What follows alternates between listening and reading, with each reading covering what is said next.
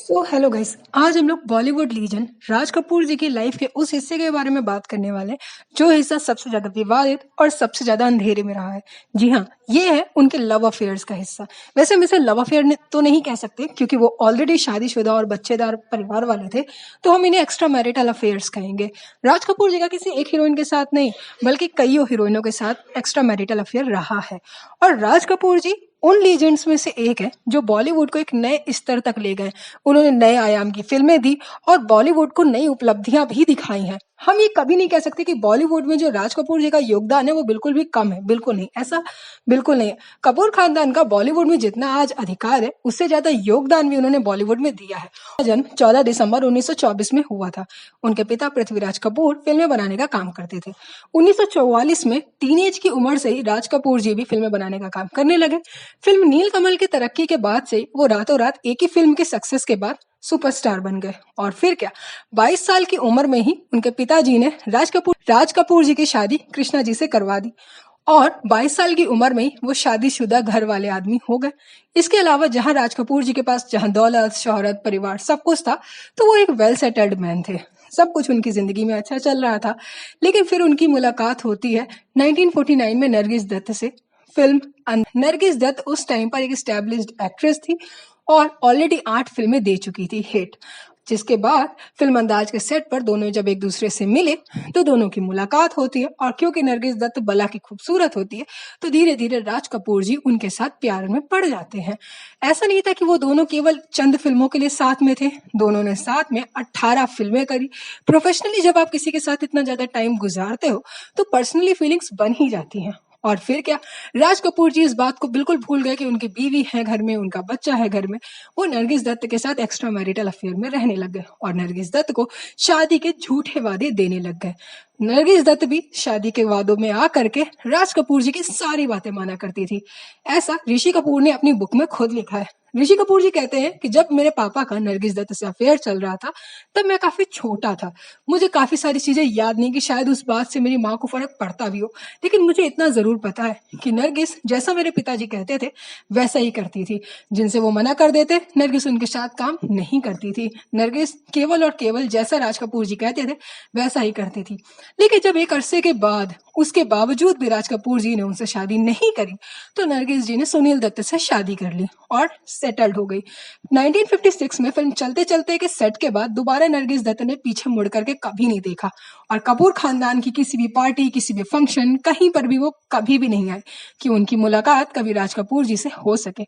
ऐसा कहा जाता है कि नरगिस दत्त के जाने के बाद राज कपूर जी काफी ज्यादा टूट गए थे।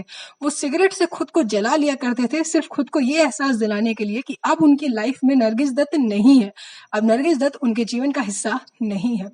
ऐसा कहा जाता है। हालांकि नरगिस दत्त के जाने के बाद ऐसा नहीं था कि राज कपूर जी सिर्फ नरगिस दत्त के ही प्यार में थे। जी नहीं, कुछ समय बाद जब नरगिस दत्त ने सुनील दत्त से शादी कर ली तो राज कपूर जी अपने लाइफ में भी मूव ऑन कर जाते हैं और उनकी मुलाकात होती है माला से। वैजंती माला ने उस टाइम पर सबसे ज्यादा बोल्ड सीन दिया था राधा के कैरेक्टर में रह करके। सी गाइस, खूबसूरत भी थी। राज कपूर जी जब उनके साथ काम करने लग गए तो उनकी तरफ अट्रैक्टेड होने लगे और नरगिस दत्त की तरह ही उन्होंने वैजंती माला को भी शादी का आश्वासन देने लग गए थे। लेकिन यहाँ पर स्टोरी में ट्विस्ट ये था कि वैजंती माला राज कपूर जी पर टू टाइमिंग कर रही थी।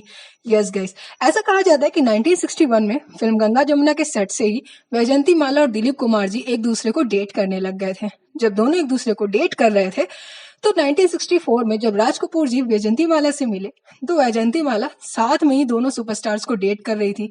लेकिन कुछ समय बाद जब दोनों ही उन्हें शादी का आश्वासन देने लगे लेकिन किसी ने भी शादी की तरफ हाथ नहीं बढ़ाया पहले, तो वैजंती माला ने भी दोनों को छोड़ दिया और उन्होंने चमन लाल बन्नी से शादी कर ली। इसके बाद उनको एक बेटा भी हुआ और अपनी लाइफ में वो मूव ऑन कर गई। यहाँ राज को वैजंती माला से खुद को दूर करने लग गए थे। वैजंती माला ने किसी और से शादी कर ली। फिर उसके बाद राज कपूर जी अपनी लाइफ में मूव ऑन कर गए। लेकिन ऐसी स्टोरीज थी, ऐसी अफवाहें रिलेशन की जो मीडिया के सामने आई, तो मीडिया में उस टाइम ये अफवाह बहुत ज्यादा चली थी कि शायद राज कपूर जी और वैजंती माला ने गुपचुप शादी कर ली। लेकिन जब इस बारे में वैजंती माला से पूछा गया था बाद में, तो उस टाइम पे वैजंती माला ने इस चीज को सिरे से नकार कर दिया और उन्होंने कहा कि ये सिर्फ एक पब्लिसिटी स्टंट था और वो कभी भी किसी भी लव अफेयर में राज कपूर जी के साथ थी ही नहीं। बात ये थी कि जब ये इंटरव्यू वैजंती माला ने दिया था, उस टाइम पर राज कपूर जी की डेथ हो चुकी थी। राज कपूर जी की डेथ हो जाने के बाद वैजंती माला के इस बयान से ऋषि कपूर जी को काफी ज्यादा दुख हुआ था और इस बात का जिक्र भी उन्होंने अपनी किताब में किया हुआ। उन्होंने लिखा था कि अगर आज मेरे पिताजी शायद जिंदा होते तो वैजंती माला इस बात को शायद सिरे से नकार नहीं देती। कोई व्यक्ति इतना ज्यादा अनैतिक कैसे हो सकता है, कोई व्यक्ति इतना ज्यादा सेल्फिश कैसे हो सकता है। मैं इस बात को जानता हूँ, वो इस बात को जानती, आखिर वो इस चीज को इस तरीके से कि केवल इसको एक पब्लिसिटी स्टंट बता करके नकार कैसे सकती हैं। और इस तरीके से उन्होंने काफी भड़ास वैजंती माला में अपनी किताब पर निकाल दी थी। राज कपूर जी का रिलेशन वैजंती माला के बाद जीनत अमान के साथ भी चला था, लेकिन इस रिलेशन के बारे में उतना ज्यादा जिक्र, उतनी ज्यादा चर्चा नहीं है।